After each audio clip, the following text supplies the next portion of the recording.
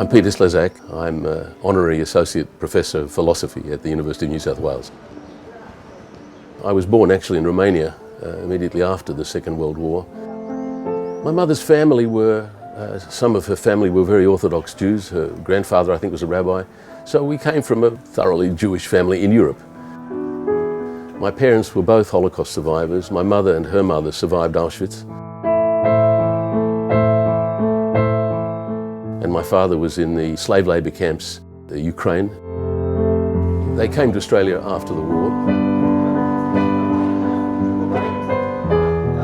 I had a slightly unusual upbringing that although my parents weren't critical of Israel, they were part of the Zionist community. I wasn't given politics at home, and my parents didn't send me to the Zionist youth camps that most of my friends went to, so somehow I was left without the propaganda and the indoctrination that many of my Jewish friends received.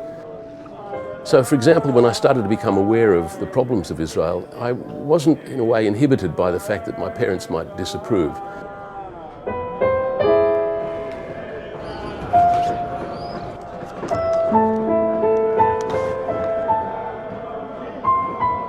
People say it takes a certain amount of courage to speak up, but I'm not a modest person, but actually it didn't take as much courage for me as for others because I didn't grow up in that very restrictive and dogmatic ideological home.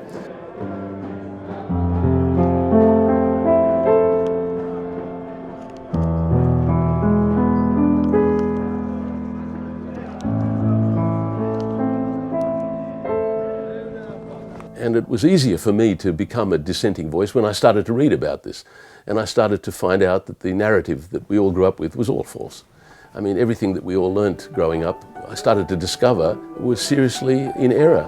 Nice to see you again. Peter, along with Lee Rhiannon, a former Australian federal Green senator, and Darwish, a Palestinian student activist, travelled together to Palestine From Palestine to investigate the impact the Israeli apartheid state and settler colonialism is having on the lives of Palestinians. My mother was working for an international women's organisation, and she had to go to some Palestinian refugee camps.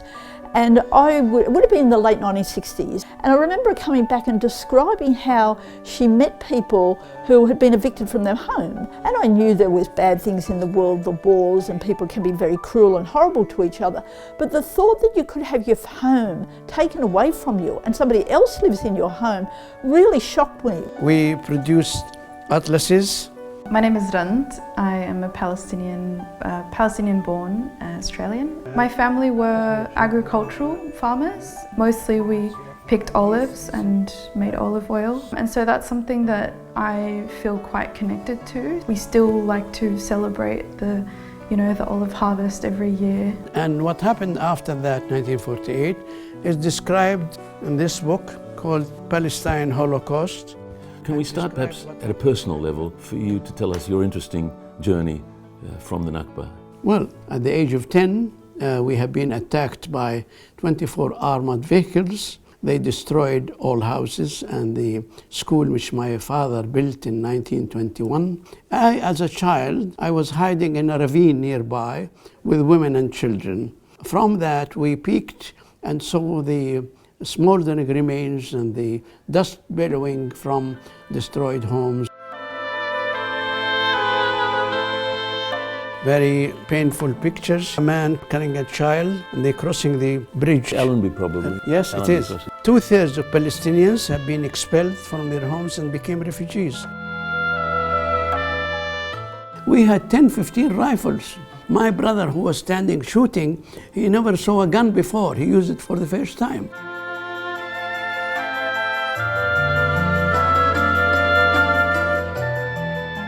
As a child, I was really wondering who this enemy is. Why did they come to destroy us? I never saw a Jew in my life.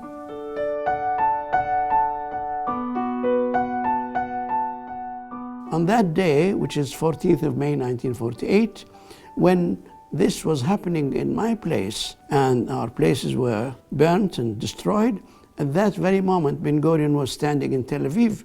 He was speaking to his settlers, saying that now we have a state of Israel. On that day, I became a refugee. A blindfolded young girl. Look at that, isn't that shocking? How big he is. And you see this regularly now. Yeah. It's heartbreaking, a picture like that, isn't it? Look at this young kid. Shocking, shocking. What a picture. The frame in which increasingly the Israel-Palestine problem is being discussed is the frame of settler colonialism. The idea of settler colonialism is that foreign power comes and deals with the natives, as we know well happened in Australia. It's increasingly understood that the Zionist project was another example of settler colonialism, with some interesting differences. Zionists imagined that they were coming home. The waves and waves of Jews made what's called Aliyah, which is going up to the promised land. It's all nonsense. Historically, it's indefensible. The pretense that there were no Palestinians there. I have more rights in Israel than the Palestinians who are still holding the keys to their house that was taken from them. The people who attacked ultimately were 120,000 well-trained soldiers, trained, in the Second World War. There are almost 10 times Zionist soldiers against one defender, 10 to 1. And that's why they actually were able to sweep over 530 towns and villages. This could not have been done except by a series of massacres. The massacres are a weapon of ethnic cleansing. You see that colony in front of us, that colony built on left land. All these buildings on our right and left built only during the last 4 years. They built 2,000 house units because Israeli policy to change the demography to be Jewish more and more. Liftawis were living in more than 550 houses. About 300 were in the lower part and the other in the upper part. Before the Nakba, Lifta people were 3,000. We have 3 doctors in the village. We have an engineer. This is Asi, family house. 2,000 dunams were planted with olive trees. In the Nakba, they uprooted all of them. My family were olive farmers. From where they? Kufr Kanna. Wow, Kufr Kanna, Nasra area. Nasra.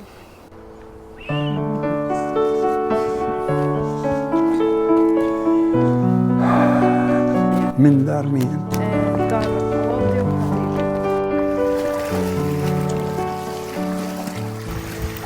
All the time I was here like a fish in the pool. Ali, Muhammad, come on.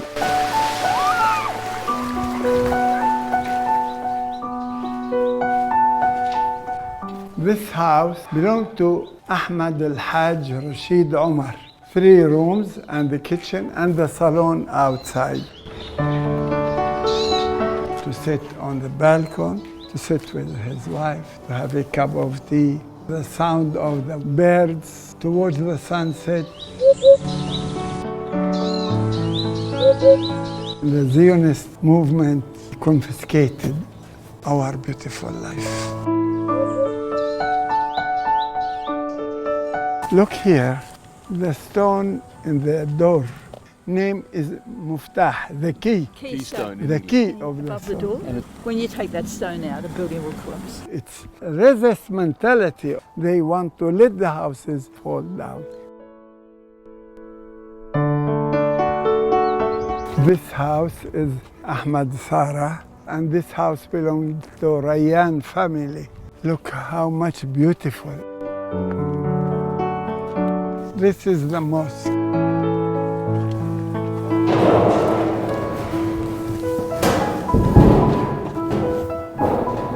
It's more than 800 years old, but now neglect, maybe will fall down.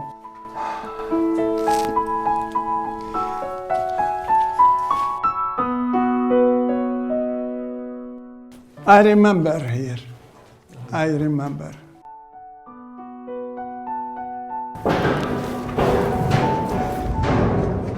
You see that big building? It belongs to Hamad family. Down there is a house, broken wall. This is my house. There I born. 87% of Jews today in Israel live only in 12% of Israel. And the land of the Palestinian refugees is still empty. So if those refugees return to 472 villages, for example, they will find probably no one or very few people. These are destroyed villages, mostly destroyed villages, yes. So they could go back to their land, and we have the maps of their land, where it is and who owns the land and in which refugee camp they are today. We have complete data about the reconstruction of 50 or 60 villages, enough to be prototype for all villages. Would they rebuild them as traditional Palestinian homes or new structures? They are built on the same place for the same family, but because of large number of people, 10 times more, we allow them to have 2-3 stories high. Lifta is the western gate of Jerusalem. No one enters Jerusalem without passing Lifta. The Zionist colonizers want to occupy our village. 11th of January, the enemy fired the house of the Mukhtar. It is psychological to push them to leave. No one left. 2 days after, they bombed 20 houses. Ethnic cleansing. Muslims, Christians, and Jews. Jews, they are Palestinian. But the enemy made pressure on the Jews to remain. One day, the village was surrounded with armed gangs. My father carried my small sister, Miyassar. We followed our father. 2 bullets made a hole between his legs. We continued up to the road. There we found a truck. In the back of the truck, there were 4 families' children. Our father annexed us to them. We became 5th, and he went back home fighting. After a time, we moved to Beit Nuba, Beitunia, to Ramallah. In 1 hour, we became refugees. We were kings in our village. Now we were refugees.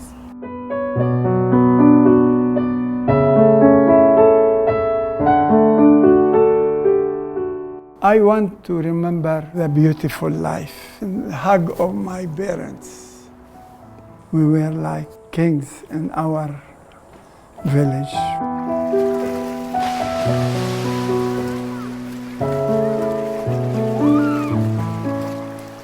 Sooner or later, we will come back. This is our right to live free in our democratic state, in our village, in our homes. We will rise up our flag. We will not fold it down.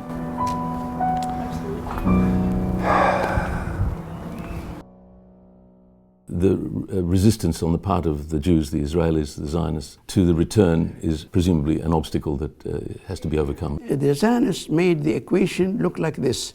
I live in your home, in your land, and you die or go away. That means there can be no peace. In my view, a return is possible, legal, and sacred to Palestinians. But the condition to do that is that they return to live with people who are not going to kill them. Your message is so important because, as you'd be aware, it's not the image that the vast majority, I think it's fair to say, of the Jews in the world and the Zionists understand from the Palestinians. You know, they have this demonizing, prejudiced view of the Palestinians and their motives. Peter, it's amazing for me that Jews who have been through so many traumas do not learn from that by saying to themselves, if we've been subject to such trauma, we are not going to impose it on other people.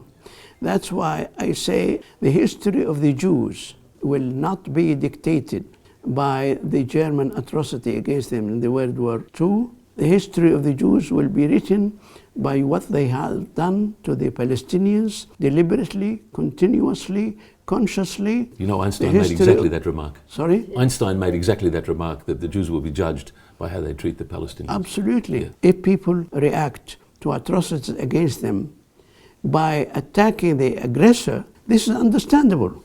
But people who react to atrocities against them by attacking another people in another country go to another people, innocent, who never saw them before, and apply the most atrocious ideological atrocities over 75 years and counting is unbelievable.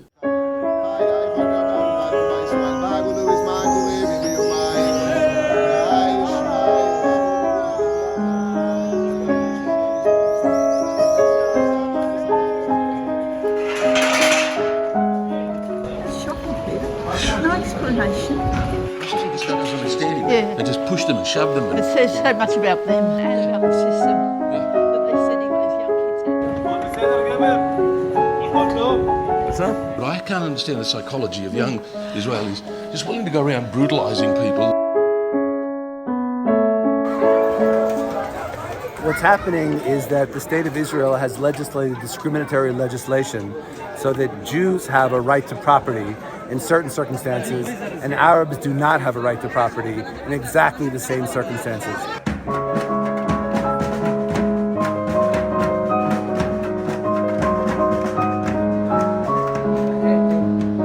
Israel wants to evict as many Palestinians as possible in order to give it away to Jewish settlers.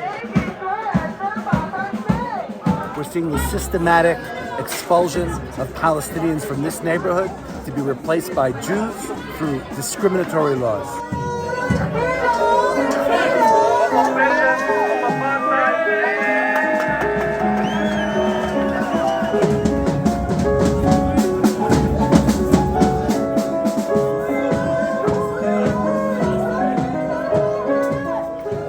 It's not a war zone. It's not. But I think for them to paint it as a war zone.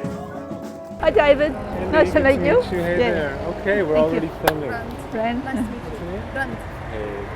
I'm Peter. Nice to meet you. Today I'm going to be giving you a tour on behalf of ICAD, which is the Israeli Committee Against House Demolitions. You'll be hearing from the founder of the movement, Jeff Halper, later on. We're going to talk about the question we can ask is how would they, the eve of World War II, the eve of the Holocaust, Jews can be liberal, they can be socialist. But here in Israel, it's a very, very different story.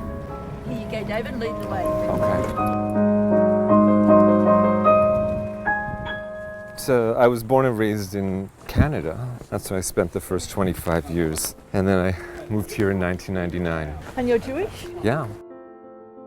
When Israel conquered 3/4 of the country in 1948, Israel expels 700,000 Palestinians and doesn't allow them to return, and at the same time facilitates the immigration of 1 million Jews. And all of a sudden you have now Jews in the demographic majority. After all these years, the demographic dominance has depleted to the point where today we are now looking at a Jewish population that is slightly less than 50%. We are now no longer talking about a majority apartheid state, but a minority apartheid state. Recently there have been 3 reports by the major international human rights organisations, B'Tselem, Human Rights Watch and Amnesty International, declaring that Israel is an apartheid state. But the apartheid label is a little bit misleading. Simply put, on the West Bank it's much worse than apartheid. It's a brutal military occupation. The military rampage around, arresting kids, shooting children dead, houses being demolished. Gaza is even worse.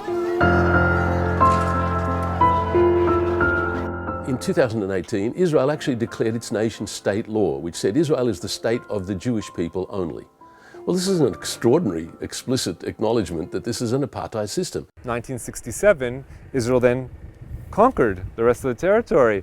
Once Israel had captured all this area, it then embarks on a new project to expand Jerusalem. It sends a team of surveyors as far as they can go to see who's living where. What guided these surveyors is the motto or the Zionist ethos of maximum land, minimum Arabs. The conclusion that they come to is this white line. They declared that entire area a green zone. When I say this, people may take it in a direction of, oh wow, that's really great. Israel's so environmentally conscious. They're thinking about the ecology and their care for the flora and the fauna and etc. No. So when Israel expanded to a Jerusalem of 70 square kilometers, it's now incorporated dozens of Palestinian villages by declaring that they are all green zones. It's saying nowhere here can you build. This is what creates a situation where Palestinians are forced to build their own homes, so-called illegally, because there's no legal way to do so. Now, I don't want you to get the impression that there's zero permitted construction. By allowing just a few houses to be constructed every year, it's like a release valve. We have 200 houses that are built. There's 20,000 houses that have demolition orders. In a single year, it will bulldoze about 200, 300 houses. Everyone else has a sort of Damocles hanging above their heads, unsure of what will happen every day. And when they come, you'll have 5 minutes to run in and grab a few things. It's not just demolishing a house for whatever reasons they give. They want to brutalize the Palestinians.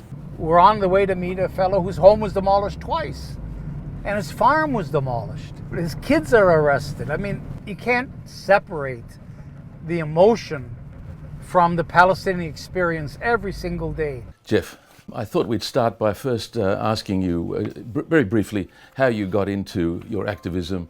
I'm a child of the 60s. So it was in the atmosphere as I was growing up. I grew up in the States, and I was very active in the civil rights movement and the anti-war movement. And so when I came to Israel, in a way, Israel was another front in the struggle for me. And you did say you changed your understanding of the problem here from That's your right. original conception. Can you say something briefly about that? The way Zionism was always framed was that it was a national liberation movement.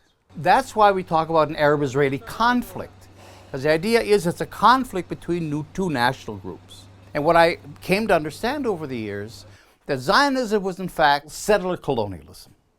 In other words, Zionism could have come here and said, look, we want to come home, we want to revive our national culture, our language, and so on, but we acknowledge and recognize that there is another people living here. Instead, what Zionism did was they took it into a settler colonial direction. And that's what Zionism took on, that kind of nationalism that said, this country, the land of Israel, belongs exclusively to the Jewish people. We're entitled to it, and the indigenous population here, the Palestinians, have no say, they have no role, they have no status, and so it's a very unilateral thing. Zionism's idea was to colonize the entire land of Israel, not 78% of it. Between 48 and 67, Zionism in Israel consolidated its hold on 78% of Palestine. 67 was simply the other 22%. For the first 10 years of the occupation, the Labour Party was in office. The Labour Party that began the settlements, they built more settlements than the Likud did. It was the Labour Party that built the wall. So that's where we have to see this as a settler colonial Zionist project. I don't even like to use the word occupation, to tell you the truth, because it focuses attention on the 22% and it deflects attention from the other 78%. It's all one enterprise. Let me ask you about the ICAD and its project. You described that, I think, somewhere as not a humanitarian exercise. You see this as a form of resistance. Israel's demolished, since 1967, about 60,000 Palestinian homes, schools, mosques. So one of the things we do is rebuild homes that have been demolished by Israel. We've built about 200 Palestinian homes over the last 26 years as political acts of resistance. We don't apply for permits because Israel has no legal right under the 14th Convention to grant or deny building permits. It can't extend its legal system to an occupied territory. This is the big settlement that we're coming to here. This is Kiryat Arba. And what we're going to is the house of Atta Jabbar and his family. The settlement across the street claims all of this for the settlement. So this is going to become confiscated. So we're going to park here and walk up the hill.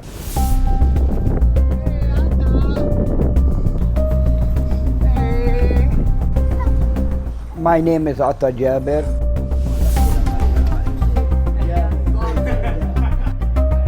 In 1996, they arrested me and then pulling up everything, the trees and my vegetables, everything, and they left.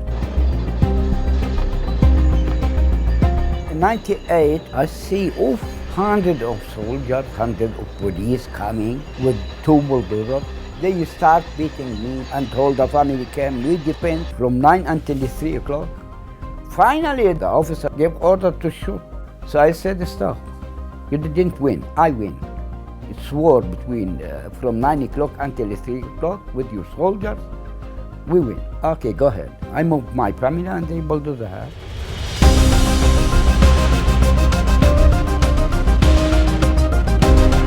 The fact that he rebuilds his house illegally in the face of the army, that he raises his children and his grandchildren here, that he farms his land even though he's not supposed to, all that is resistance.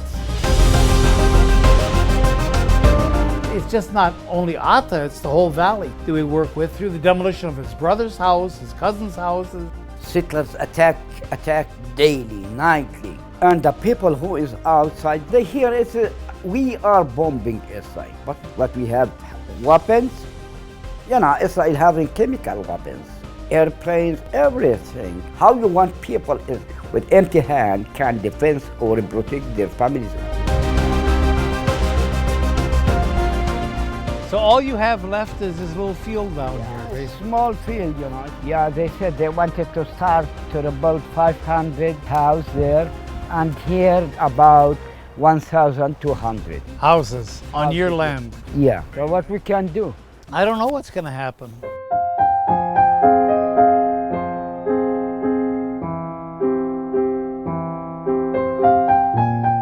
We've now reached the wall. You can drop us off right here.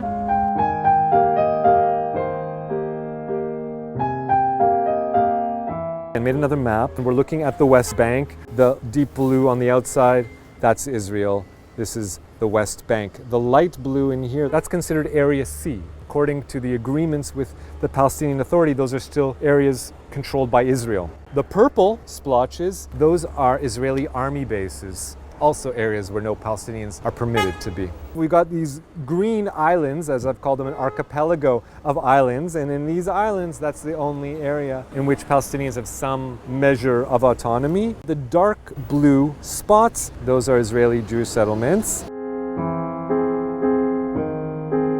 We say, okay, this wall is meant to separate Israelis from Palestinians to protect Israeli life. Well, in that case, it would go along the border of Israel and the West Bank. And sure enough, if we trace the route, you know, it does for the most part. Occasionally it goes in.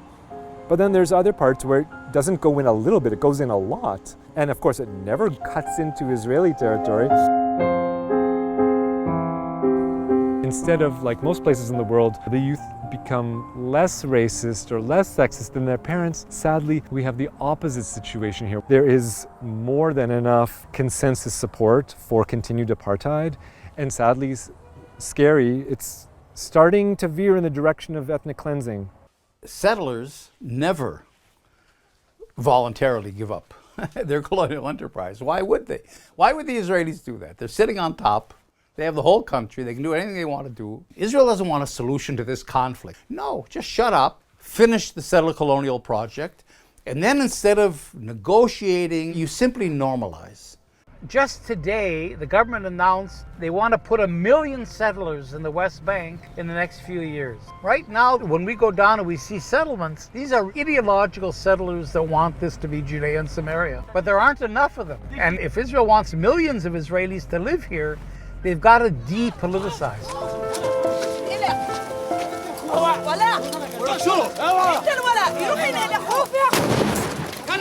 What Israel is doing today, by putting 1 million settlers in the West Bank, is basically creating one state. Now, it's one apartheid state.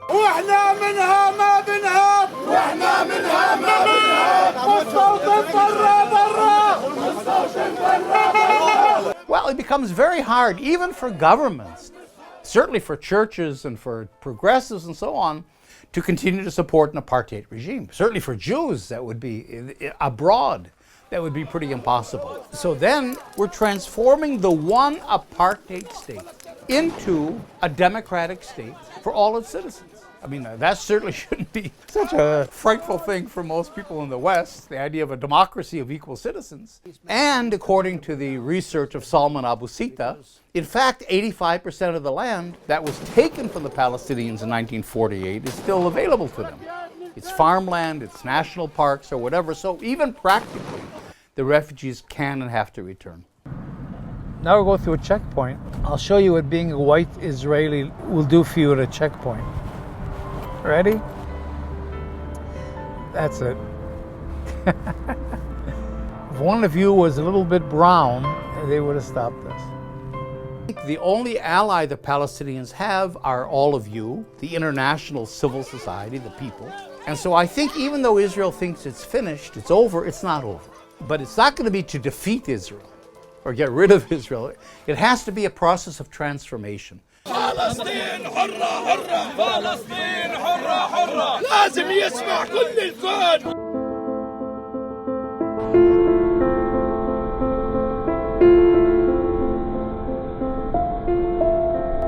The most important impression I've got, how little people on the outside world have any understanding of what's going on here. I feel a responsibility to tell people what we've seen. Feeling especially privileged to be here as well. It's a privilege to have these people trust us with their stories.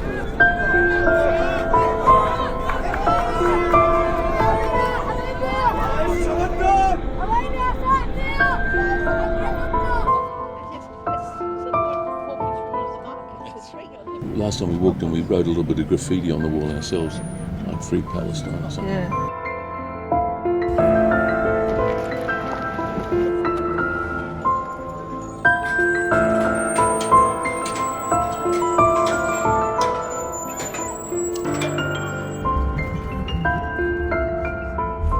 Lee, I was thinking how interesting it is when we go into Palestinian areas on the local bus. Yeah. You suddenly realise you're in the middle of Palestine. I remember how it felt when I first came here. It was full of, oh my God, I'm in Palestine. This is all terrorism and it's dangerous and it's like being in a war zone. Yeah. And the reality is so different. You're just walking around with people doing their daily activities. They're going to work, they're going to study, like it's early in the morning, and the day's starting. It's lovely. Do you know where we head? Yeah, we've got to get a taxi to Al Biro. Dr. Ashrawi, thank you for taking your time to see us. My pleasure, Peter. I was going to start with the one-state, two-state issue. We're not entirely clear how widespread the views are on either side of this among Palestinians. That's a bad question. It's a subject for discussion, controversy, argument, whatever you want. The thing is, from the beginning, the Palestinians, we all wanted a single, democratic, non-sectarian state. That was the official position of the PLO and most Palestinians. Why should we divide Palestine? Why should the world decide to give away more than half of Palestine? The international community did not want to deal with the real issues, with the core issues, the refugees, dispossession, displacement, encroachment, increasing annexation, and so on. They wanted to deal with 67, when Israel occupied the rest of Palestine, the 22%. Unfortunately, it was a consensus. The Americans, the Europeans, the Arab countries, everybody put pressure on the Palestinians. Magic, they said. All you need to do is accept 67 boundaries, 2 states, and you will have your state. The Palestinians accepted what was an awful compromise, that was that they would settle for a Palestinian state on this 22% that was left to them, which was the West Bank. But even that's been betrayed. Ultimately, it was very clear that Israel had no intention whatsoever of recognizing Palestinian statehood, Palestinian right to self-determination, Palestinian territoriality, Palestinian identity. They are still very busy eradicating the Palestinian identity and history and narrative. Now, Israel, of course, says if you talk about a state for all its citizens, you are trying to destroy the state of Israel. That's the only country that refuses to have a state for all its citizens. Because Israel has pursued the one-state solution, you displace a whole nation, you replace it with another, you confiscate everything. Clearly, unapologetically, an apartheid state.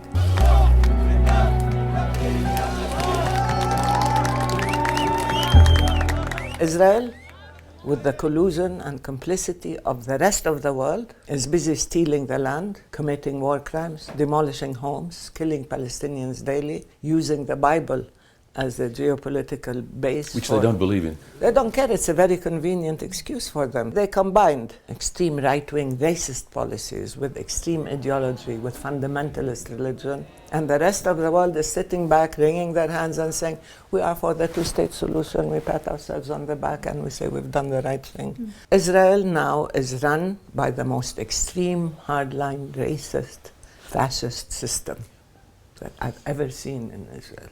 Ever. Are you getting sick of falafel? Never.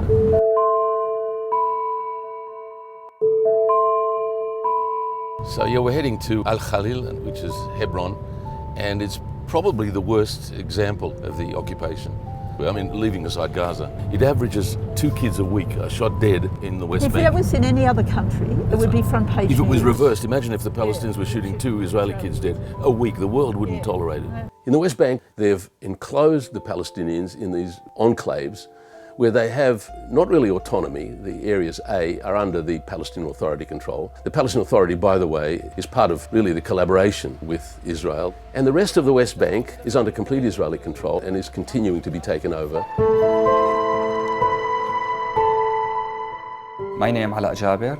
I live in Jaber neighborhood in what's called politically H2 area in the city center of Hebron. The problem arose particularly when one of the Jewish settlers there, illegal settlers, Baruch Goldstein, went into the Ibrahimi Mosque with a machine gun. In 1994, an American killed the 29 Palestinian prayers and injured more than hundreds. He became a hero for the ultra-Orthodox settlers, and they created a kind of a siege there. After that, the mosque divided between Muslims and Jewish. They closed Shuhada Street and they start to put the checkpoints. They locked up all of the shops in the main road running along there called Shuhada Street. It's the most awful situation. It's really sad because Hebron, Al-Khalil, was a place of massive culture. It was really quite a thriving hub. Given the current controversies and demonstrations inside Israel, which are not about Palestine, not at all, no. How do you see that influencing the Palestine question? There is a small minority of activists. I'm demonstrating against the occupation. Who in these demonstrations try to raise the Palestinian flag or try to raise the question of Palestine and the occupation. But they are a minority. The vast majority, they allowed this really mobile fascist tendency to develop from within the belly of the occupation, just so long as they could live in their little bubble by the sea and not see behind the wall and beyond what Israel was doing.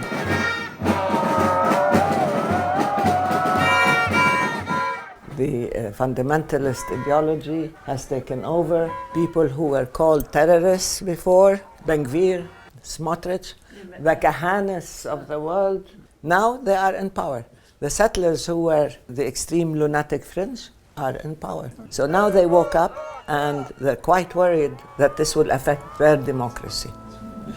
What? أنا أصلاً فرع عائلة بجابر، ساكنة بحارة جابر عند مستوطنة يعني عند حواجز وهيك. One of the main focus from the Israeli side to target the children. They wait until the middle of the night. Tens of soldiers surrounded the house. The soldiers with the M16 wake up the child and the child becomes arrested. In Palestine, you cannot find any family without having at least one member of the family being in Israeli prison. محمد كان نازل حكوا له اعطيني هويتك ما كانتش معه ضربوه قدامي وأنا قعدت أصرخ لأنه خفت يعني على أخي أجت الشرطة وشمطته كهرباء في إجري. The police, the soldiers, and as well the settlers were together to push the Palestinians out. الوضع يعني غريب عشان يعني هم بنص الليل بالصبح بأي وقت هدول بيعملوا اللي بدهم إياه. شوي كمان شوي ليه؟ بس إحنا شو نعمل ما بنقدر. They don't care about whether this is a child. They always intimidate everyone because they use these children as a pressure. They force them like to their kids to leave. The army acts with impunity and the settlers act with impunity. They are never held to account, even when they burn a whole family or kill children and so on. Never. The Israeli policy is shoot to kill.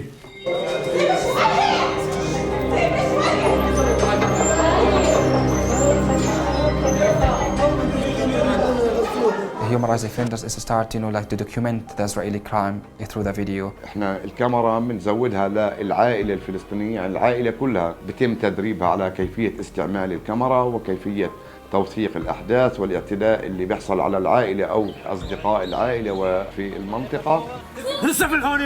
Our homes tend to be a prison.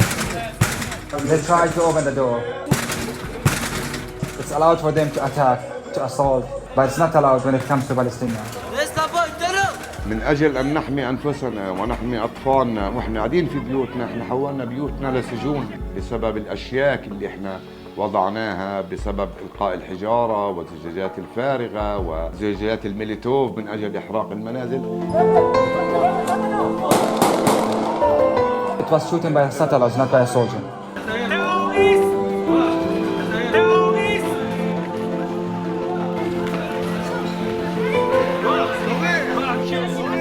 Who's filming is Imad and the other one his neighbor.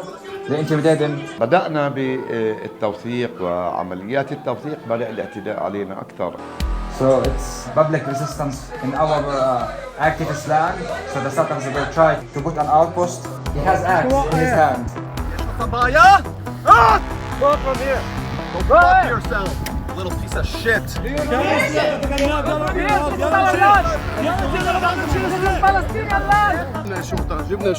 لأن اليوم احنا بنعتبر إنه الكاميرا هي سلاحنا الوحيد للدفاع عن أنفسنا وعن أطفالنا وعن بيوتنا.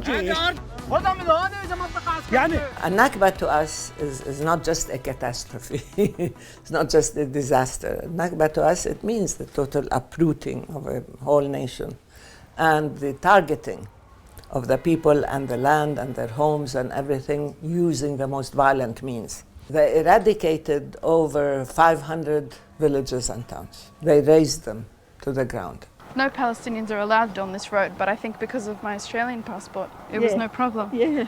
This systematic series of massacres. People know Deir Yassin. Now Tantura is coming out and the 3 mass graves and how they killed them and how they raped teenage girls and so on. It's a systematic reign of terror by a military machine that was extremely well armed.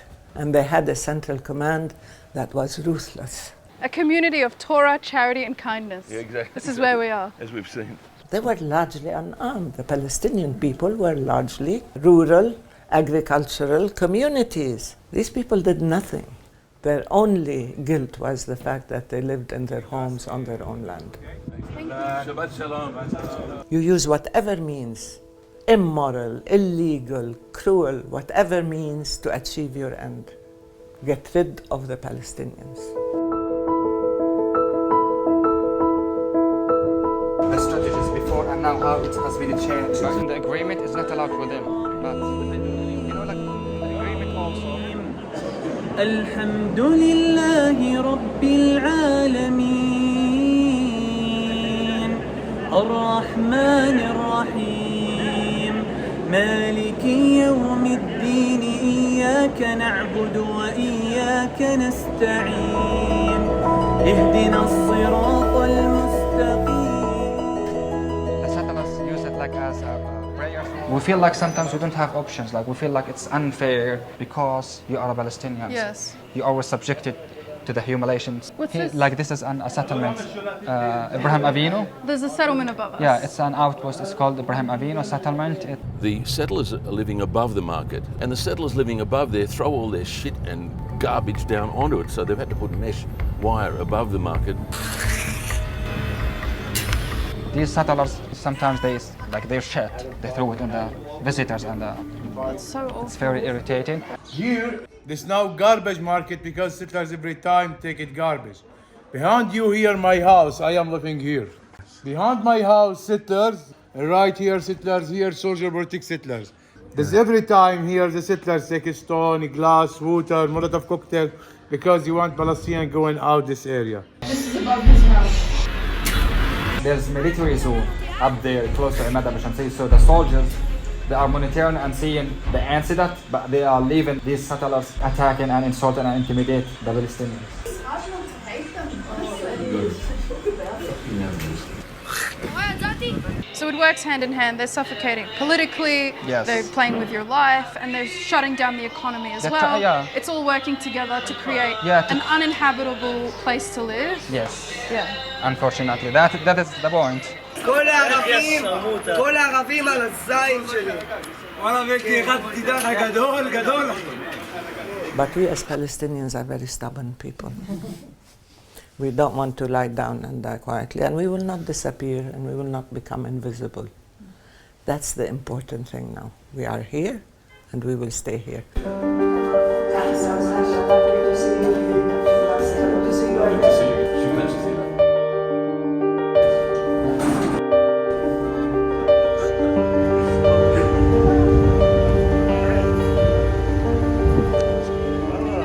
There's so much that the Israelis have got away with. Like the crimes have been going from before 1948. You start to discover that the whole history is quite contrary to what we all have learned. So we've got to decide what we're reading, guys. In order to create Israel, what they had to do was create a Jewish majority, and the best way to do this was to ethnically cleanse the land.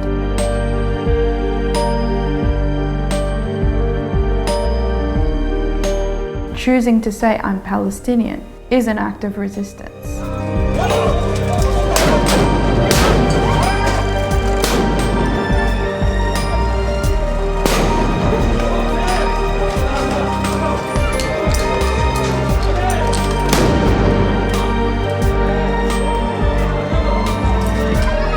I love coming away. I've really been very moved, but looking forward to going home.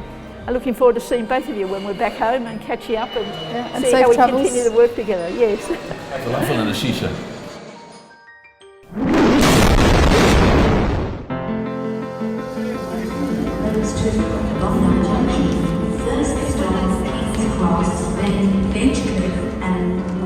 The lesson one should learn from the Holocaust, and the message that I take from my parents' experience, they suffered historically unprecedented forms of racism and mass murder. The slogan that the Jews have is never again, but we have to understand that as not just never again for the Jews, it has to be never again to anybody.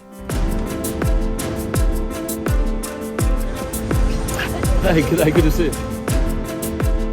People think that the current extraordinary crisis in Gaza is new, but it's just a continuation of what's been happening since 1948. This was always the plan. The earliest founders of the State of Israel were completely explicit. Ben-Gurion said, we have to wait for the appropriate moment, like a war, to finish the Zionist project.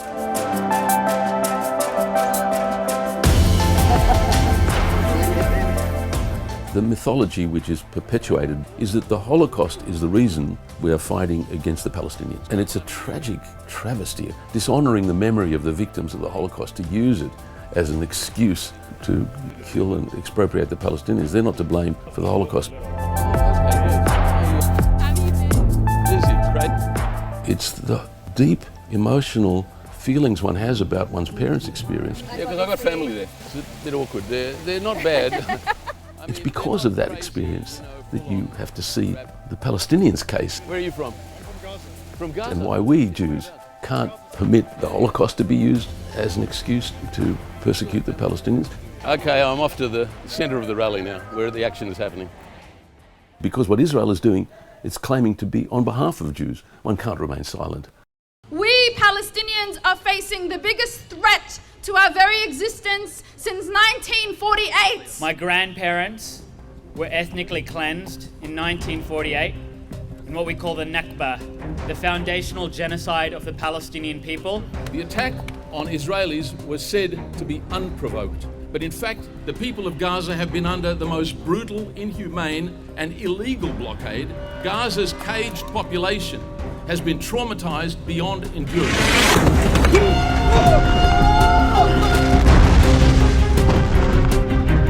As a Palestinian Australian from Gaza, I've never felt more ashamed of our political establishment, of our media. Shame on the Albanese government. Shame on you for not supporting a ceasefire. The present assault on Gaza is a cowardly act of terrorism. It's perpetrated by the most sophisticated military force against a defenseless population. Israel's Minister of Defense, Yoav Gallant, has openly, publicly admitted they're committing major war crimes. They don't hide their intentions at all.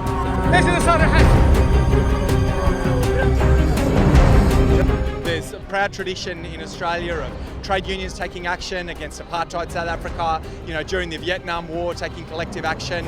We need to do the same. We need to be looking at building our power up so we can actually be taking strike action, boycott action. My name is Hannah Sawalha. And my name is Lani Sawalha. We're Palestinian Australian twin sisters who come from the beautiful city of Nablus in the West Bank. Just 2 weeks ago, we were able to travel to Nablus, except the experience wasn't how we expected. We felt fear, worry, and sadness. The way we were treated, guns pointed at us, being denied entry into Jerusalem for being Palestinian. What we were experiencing was only a fraction of what the people in Gaza endure every single day. For 75 years, the Palestinian people have had no justice. The cries for medical aid, the cries for water, the cries for food, the cries for help, and the silence. There's always this seemingly confronting question. What about Hamas? This is one of the political ploys pushed by Israel and its allies to demonize Hamas, to portray it as the main obstacle to peace in Palestine, to portray it as this fanatic, Islamist, bloodthirsty group that is hell-bent on the destruction of Israel and killing Jews. Gaza is such a tragedy. It's the loss of hope. And because the West is predisposed to think of Hamas not as a political party with its own organizations, establishments, day school centers, schools, and so on. No, these are all terrorists. So everybody thinks whatever happens to Gaza, they deserve it. In their updated charter, I quote, Hamas affirms that it does not wage a struggle against the Jews because they are Jewish, but wages a struggle against the Zionists who occupy Palestine. End of quote. These facts continue to be obscured by the Zionist propaganda machine of misinformation and disinformation. The worst thing you can do to Gaza is deprive the people of hope.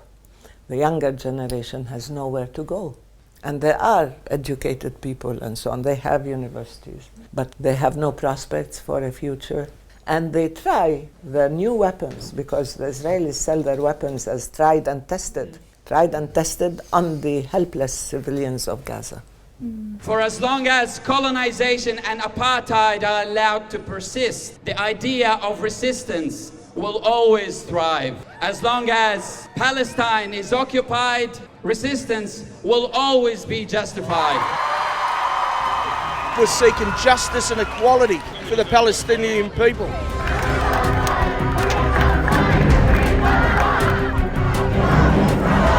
The Jews are not the victims, we are the perpetrators. We can't remain silent when the crimes are being committed in our name. We must demand an end to the Israeli assault on Gaza. We must have a shared vision for the future of all the people of the region, Israelis and Palestinians alike. And this means from the river to the sea, Palestine will be free. Thank you.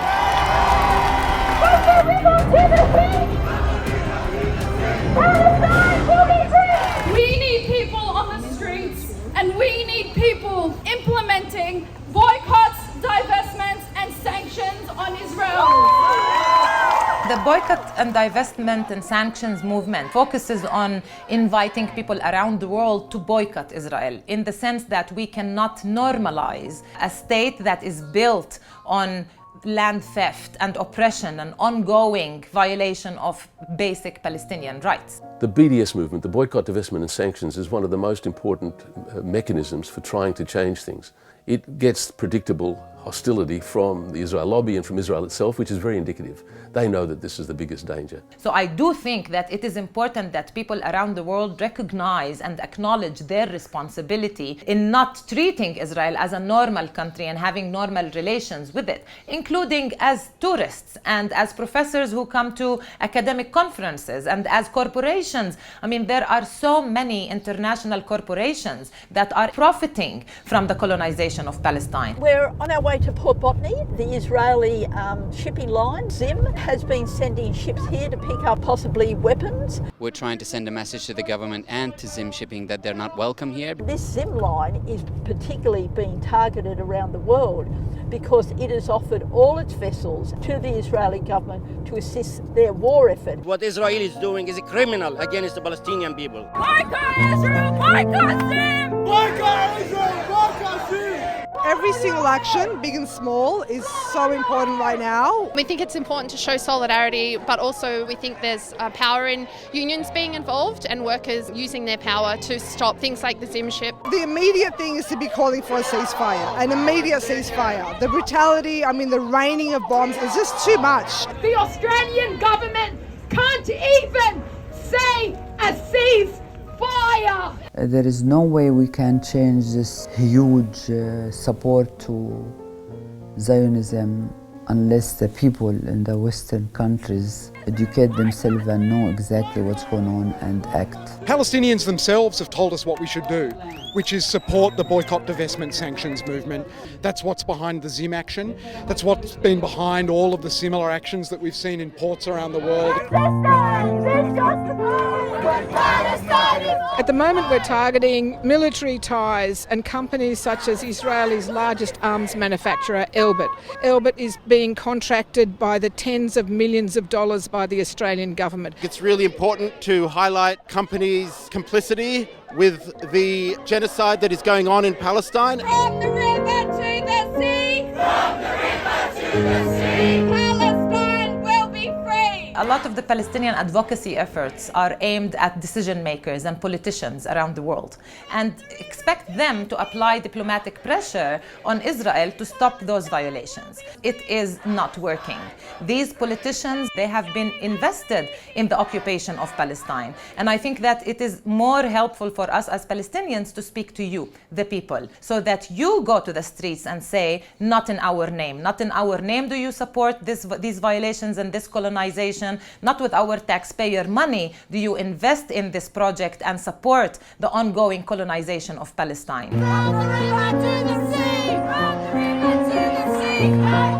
I saw those struggles, Timor, Vietnam, South Africa, grow from just a small handful of people to become mighty movements of hundreds of thousands of people on the streets. And that's what we've now got to work on with Israel, and it is very urgent, because the intensity of Israel's crimes is escalating so fast. It's your responsibility to stop your government from supporting Israel's occupation and colonial regime in Palestine, and it is your responsibility to stop your corporations from investing. I think that it's very important to move the discussion about solidarity from charity to responsibility.